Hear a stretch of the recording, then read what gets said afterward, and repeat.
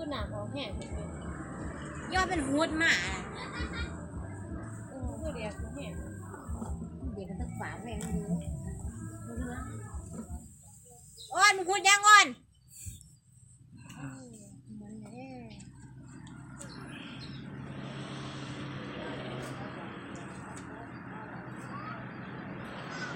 เพชรจะสิดินบ่โอเค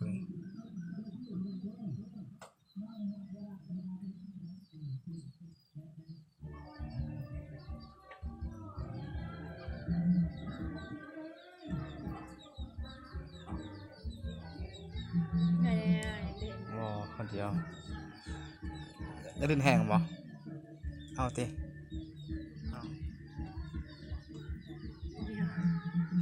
เอามา ไหนบ้างเมืองตลกก่อน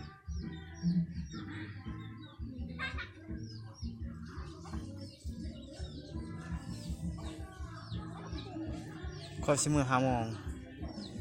อะไรคอยสิมือ6 โมงเขาประกำเหมือสมิธเขายันเขาเบาจะนอนเขาห้ามไม่ให้เอานอกมือหนีเลยแต่คอยใส่ชุดทหารคอยออกเขาว่าคอยเข้าเวียกเขาหน้าคอยตัวป้องกันคอยตัวอย่างเงี้ยคันว่าบ่ได้ไปส่งนั้นเอ็มเจ้าเขาอะไรเขาเหมือนเขาจะบ่หายบางคืนเขาบ่เห็นแบบว่าหัวหน้าเขาบ่เห็นคันว่าสำนี้ยังเขาเป็นเอาเพิร์ดมาเอากระเปงใช้ละครนะเฮิร์ดเสือมาก่อนเสือตัวไหนตัวไรเสือตัวสิจักของเรา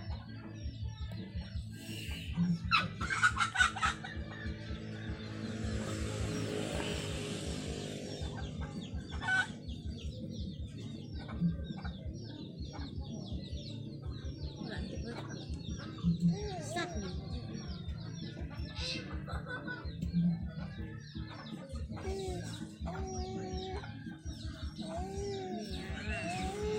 สี่ทั้งหมดหลายปุ๊บไปกับลูกไม่ปุ๊บแล้วปลาแล้วเราคือจีนมันหนู